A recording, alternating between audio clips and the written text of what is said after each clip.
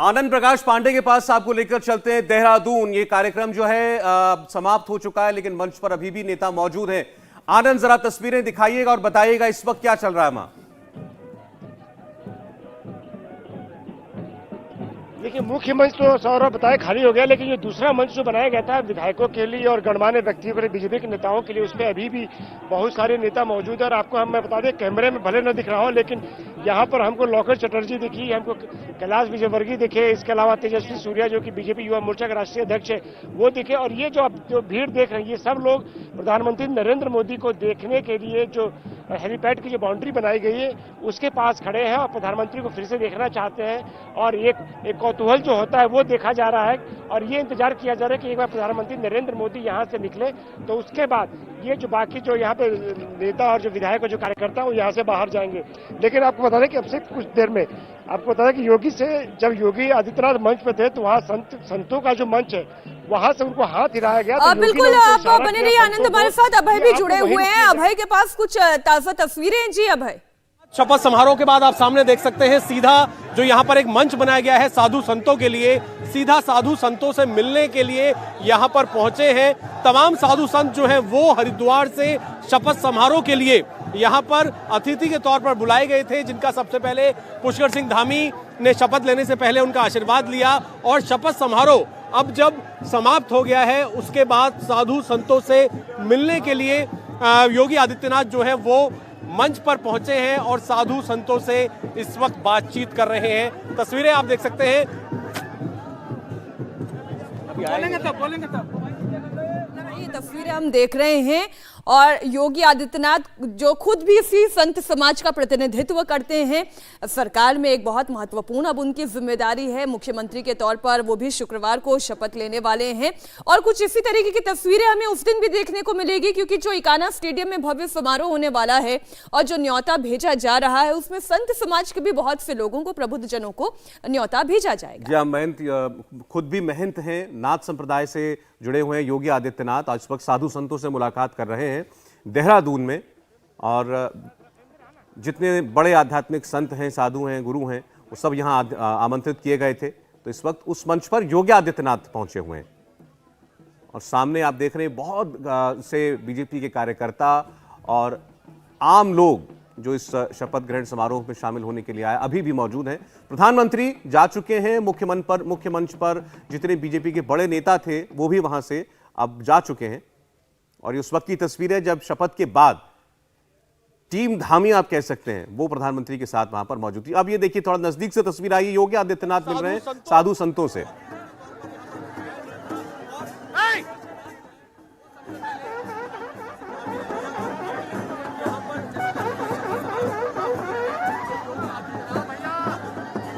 साधु संत समाज के बीच में मुलाकात करते हुए योगी आदित्यनाथ अब दिखाई दिए। फूल मालों से उनका भी स्वागत किया जा रहा है, उन्हें भी भगवा पट्टा पहनाया जा रहा है, अभिनंदन किया जा रहा है। अपने समाज का ही अगर कोई व्यक्ति मुख्यमंत्री बनता है, दोबारा मुख्यमंत्री बनता है, हालांकि सांसद के तौर पर ये अपनी भूमिका निभाते आए हैं, लेकिन एक प्रदेश का मुख्यमंत्री बनना और अपने चेहरे पर दोबारा जीत कर आना, ये एक बड़ी जीत है। देखिए, ये तो उनकी अभिन्न पहचान है। ये जो उनकी एक महंत की जो पहचान है, जो पदवी है, वो हमेशा से उनके साथ रही है और उसी की तस्वीरें आप इस वक्त देख रहे हैं। आपने देखा कोई भी धार्मिक आयोजन होता है, कोई अनुष्ठान होता है, कोई ऐसा दिन आता है तो वो सबसे पहले गोरखपुर जाते हैं और वहाँ विधिवत सारा अनुष्ठान करते हैं, पूजा करते हैं। उसकी तस्वीरें लगातार आती रहती हैं। और जब यहाँ देहरादून आए हैं तो ऋषि परंपरा से जुड़े हुए जितने भी वहाँ साधु संत हैं सबसे मुलाकात कर रहे हैं। जी अभय, उनका आशीर्वाद लिया और उनसे मुलाकात की। कैमरामैन राजेश्वर के साथ अभय पराशर, इंडिया टीवी। और अब एक और तस्वीर आपके सामने। हमने जिस पारंपरिक उत्तराखंडी वेशभूषा की बात कही, वो नृत्य, वो पिछौड़ा, वो नथ, वो आभूषण आपको नजर आ रहे हैं। और किसी भी प्रदेश की जनता के लिए ये एक उत्सव का माहौल होता है। एक तरीके से वो उत्सव मना रहे हैं। वैसे अमूमन ये राजभवन में भी शपथ ग्रहण का कार्यक्रम हो सकता है, लेकिन जैसा कि हमने शुरुआत से ही चर्चा की कि जब आप आम लोगों के साथ कनेक्ट करना चाहते हैं और समारोह को वो भव्यता देना चाहते हैं, अपनी ताकत दिखाना चाहते हैं, तो इस तरीके की तस्वीरें भी दिखाई देती हैं। जी, अब वो ऐसा लग रहा है, संजीव श्रीवास्तव जी हमारे साथ। संजीव जी, वो जमाना लगता है चला गया कि राजभवन में एक सादे समारोह में शपथ ग्रहण हो जाया करती थी, मंत्री मुख्यमंत्री उनको शपथ दिलाई जाती थी। अब तो हर पार्टी लगभग ऐसे आयोजन करती है। पंजाब में देखिए, वहां भी ऐसा ही हुआ। शपथ ग्रहण समारोह अब मंत्रिमंडल विस्तार के लिए रह गए ज्यादा, क्योंकि पिछले कुछ समय में बाय एंड लार्ज जितने चीफ मिनिस्टर्स बने किसी भी पार्टी के, उन्होंने ओपन ग्राउंड्स में जनता के बीच एक बड़े जलसे की तरह उसको परिवर्तित किया गया है, और वो भी एक किस्म का पॉलिटिकल प्रोग्राम हो गया है जिसमें लोगों से जुड़ाव बना रहे, जैसे मीनाक्षी कह रही थी, आप कह रहे थे। तो ये और ठीक भी है, राजभवन का शपथ ग्रहण समारोह और वहां के कार्यक्रमों की एक अपनी गरिमा होती है, डेकोरम होता है, लेकिन जो पॉलिटिकल बात है, जो राजनीतिक रंग और मिजाज है, और आपने 1-2 महीने इतना लंबा चुनाव प्रक्रिया चलाई, इतने हजारों लोग जुड़े, इतने लोगों ने मेहनत की, राजभवन में तो हमेशा ही सीमित जगह होती, तो कुल मिला के तो नया ट्रेंड है। बस अब जैसे मैं कह रहा हूँ, विस्तार जब भी होता है कहीं पे कि 4 मंत्री बनाने, 8 बनाने, ड्रॉप करने, उसके लिए तो आप जलसा कर नहीं सकते, क्योंकि कई लोग बेचारे बाहर भी जाएंगे, कुछ नए अंदर आएंगे। वो अब गवर्नर का प्रेरोगेटिव, और राजभवन अभी भी उसका वेन्यू है।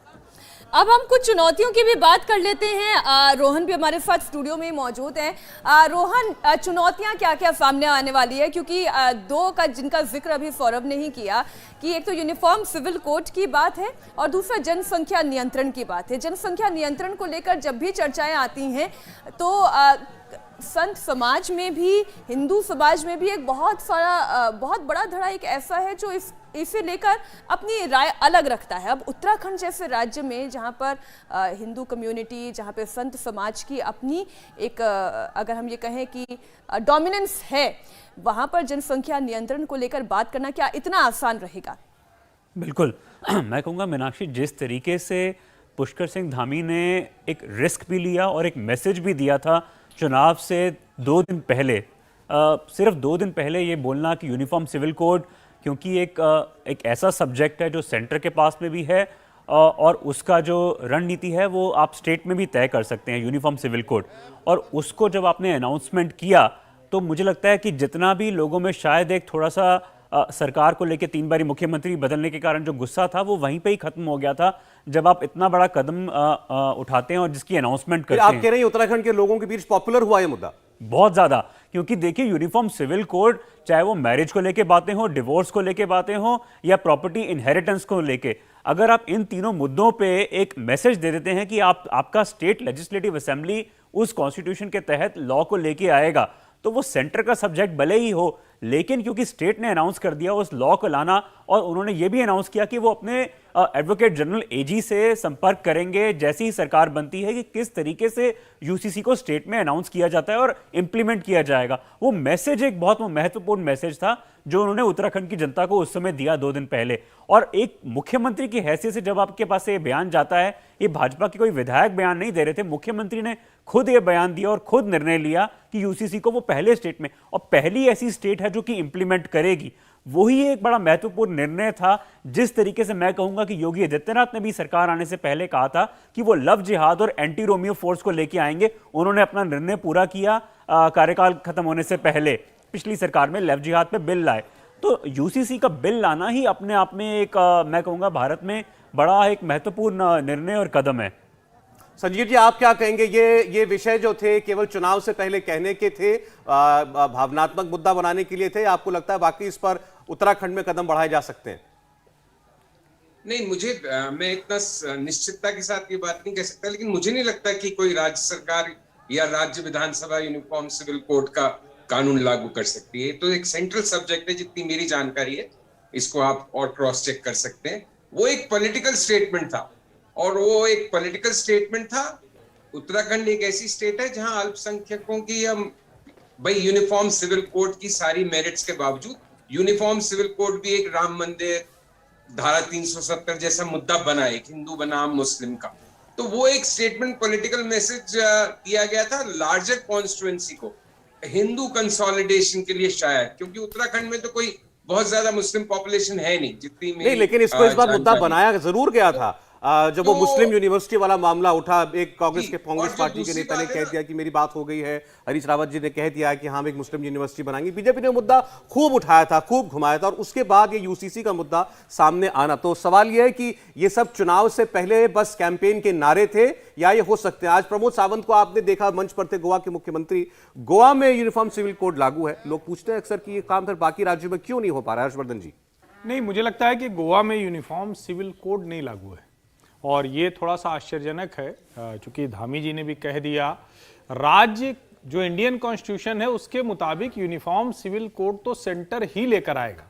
राज्य की विधानसभा के अधिकारों के तहत आप वहां की, जिसको हम कहते हैं ना कि आप प्रॉपर्टी राइट्स में कुछ बदलाव कर सकते हैं, आप कुछ वहां के नियमों में बदलाव कर सकते हैं, लेकिन अगर समान नागरिक संहिता है तो वो तो केंद्र सरकार लेकर आएगी। भारतीय जनता पार्टी ने इसको इशू बनाया है, कैसे लागू करेंगे ये सबके लिए देखने की बात होगी। जो आप गोवा का जिक्र कर रहे थे हर्ष जी, अगर मेरी जानकारी इस मामले में थोड़ी बहुत ठीक है तो वहां पर जो पोर्टुगीज कल्चर के टाइम में कुछ ये प्रॉपर्टी इनहेरिटेंस वाले लॉ हैं, वो उस समय के हैं जो अभी तक गोवा में चलते आ रहे हैं, इसके अलावा और पूरे देश में कहीं नहीं है। नहीं, इस तरह के हर राज्य ने और हर राज्य की विधानसभा को, जिसको कहते हैं ना, संविधान में केंद्र के साथ राज्यों को बहुत से अधिकार दिए गए हैं, लेकिन जब आप समान नागरिक संहिता कहते हैं तो दो व्यक्तियों के लिए किसी भी तरह से, यानी जितने भी मुस्लिमों के लिहाज से कानून है वो रद्द हो जाएंगे, जितने भी किसी धर्म के आधार पर, किसी वर्ग के आधार पर, और उसमें बहुत बड़ा मसला है, उसमें सिर्फ इतना भर नहीं कि प्रॉपर्टी इनहेरिटेंस है, मैरिज है, उसमें सीधे सीधे शिक्षा का जुड़ा मसला है, शिक्षण संस्थानों को चलाने का मसला है, डोनेशंस का मसला है, और ऐसे ढेर सारे मसले हैं जिस पर अभी भारत की सरकारों ने एक तरह से कहें कि उसको टाल देने की नीति अपनाई है। तो क्या उस पर लार्जर, उस पर डिबेट होगी, चर्चा होगी, या पुष्कर सिंह धामी के मन में कुछ है कि जो हमारे राज्य के विधायिका के अधिकार है उसके अंतर्गत हम कुछ करेंगे? नहीं, लेकिन जैसा आपने कहा, फिर ये हैरानी है, अगर ये अख्तियार में ही नहीं है तो फिर कोई मुख्यमंत्री कैसे ऐलान कर रहे हैं इस बात का? उन्होंने खुलकर कहा कि हम यूसीसी लाएंगे। संजीव जी शायद इसमें कुछ ऐड करना चाह रहे हैं। नहीं, मैं तो सौरभ सिर्फ इतनी बात कहना चाह रहा हूँ कि हैरानी की तो कोई बात है ही नहीं। राजनेता कुछ भी बोल सकते हैं और उनकी मंशा कुछ और हो सकती है, तो और कोई ऐसी बात नहीं बोलती। वो बीजेपी के घोषणा पत्र में है, बीजेपी का एक घोषित एजेंडा है, और देश सवेर बीजेपी धारा 370 कैसे उन्होंने एक झटके में किया रद्द, तो हो सकता है 2024 से पहले यूनिफॉर्म सिविल कोड की बात हो। लेकिन बस मेरा लिमिटेड पॉइंट इतना सा था कि राजनेता ने चुनाव से पहले अगर कोई बात कही है तो हम उसको कोई शाश्वत ऐसे नहीं लेके चलना चाहिए। हम तो सब राजनीति को इतने सालों से देख रहे हैं, राजनेता बोलते हैं, वो किसी लय में बोल गए होंगे, किसी रॉ में बोल गए होंगे, बिना पूरी तरह से उसके बात की टोटलिटी में समझे बिना, या समझ के भी बोल सकते हैं। वो एक पॉलिटिकल, मैं तो उसको एक पॉलिटिकल बयान की तरह से देखता हूँ। तो मैं इस तरह के शब्दों से बचना चाहता हूँ, कुछ जुमला या ये, वो एक राजनीतिक बयान था जिसने अपना मकसद जितना उनका चाहत थी उतना पूरा किया कि नहीं किया, मतलब 100%। हिंदू कंसोलिडेशन ऑफ वोट्स पर जिसका जिक्र संजीव जी आपने किया, एक छोटी सी बात मैं जोड़ दूं। देखिए, उत्तराखंड को लेकर, चूंकि उत्तराखंड की जो मेरी अपनी जानकारी है, जो समझ है, ये ठीक बात है कि वहां मुस्लिम पॉपुलेशन नहीं है, लेकिन उत्तराखंड की सबसे बड़ी समस्या अभी आज की तारीख में जो वहां के गांव खाली हो रहे हैं, गांवों से लोग निकलकर बाहर जा रहे हैं, और जो ऊपर की तरफ लोग थे वो देहरादून में या हरिद्वार में या इधर चले आए तो आप नैनीताल में या इन जगहों पे आकर रह रहे हैं, रुद्रपुर में रह रहे हैं। अब सवाल ये है कि क्या कोई ऐसी पॉलिसी आएगी जिसको इसको एड्रेस करें? और वहां एक आरोप लगाया जाता है, मैं आरोप करके कह रहा हूं कि वहां कई जगहों पर जो खाली गांव हुए उसमें कुछ मुस्लिम पॉपुलेशन गई। ये चुनाव के समय में बड़ा मुद्दा बना, इसीलिए जो कांग्रेस नेता ने मुस्लिम यूनिवर्सिटी की बात की उसका रिएक्शन भी बहुत जबरदस्त। इंडिया टीवी हर वक्त हर जगह डाउनलोड करने के लिए सर्च करें India TV news Google play store या ऐप स्टोर पर।